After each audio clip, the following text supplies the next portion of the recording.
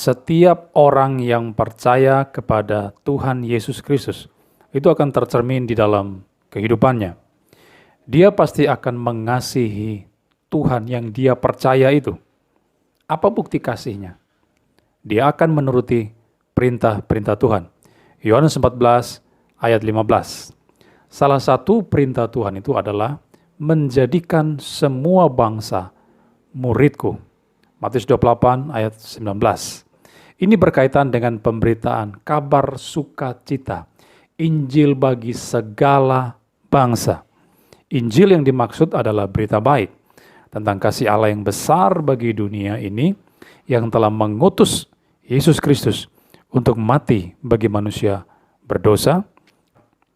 Tetapi perintah ini tidak berhenti di sini saja, namun dilanjutkan dengan mengajari orang-orang yang telah diinjili tadi untuk melakukan segala yang telah diperintahkan oleh Yesus.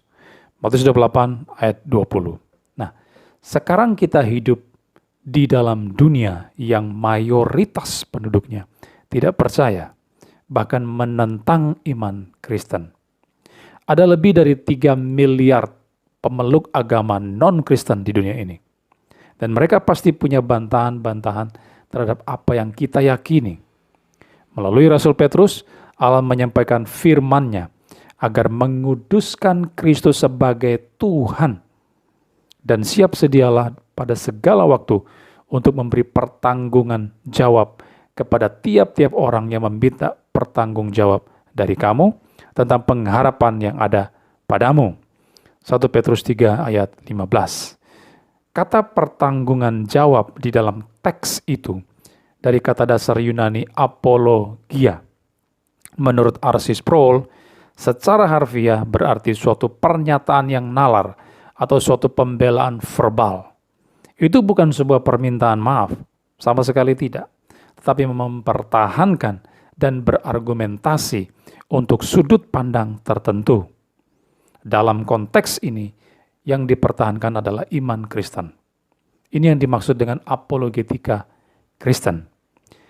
Bagi saya, penginjilan dan apologetika tidak bisa dipisahkan. Keduanya berkaitan erat. Secara kasar, definisi yang tepat dari penginjilan bisa dikatakan mengundang seseorang untuk menjadi Kristen. Kata Kristen di sini berarti pengikut Kristus. Jadi kita mengundang orang-orang untuk menjadi pengikut Tuhan Yesus. Apologetika bisa dipikirkan sebagai mempersiapkan lahan agar undangan itu lebih mungkin menerima respons yang positif. Atau lagi, penginjilan bisa dikatakan sebagai menawarkan roti kepada seseorang. Maka apologetika adalah tentang meyakinkan seseorang bahwa ada sebuah roti dan roti itu baik untuk dimakan. Jadi, paling tidak ada 2 hal penting yang seharusnya dilakukan oleh setiap orang Kristen. Pertama, melakukan penginjilan, dan yang kedua, berapologetika.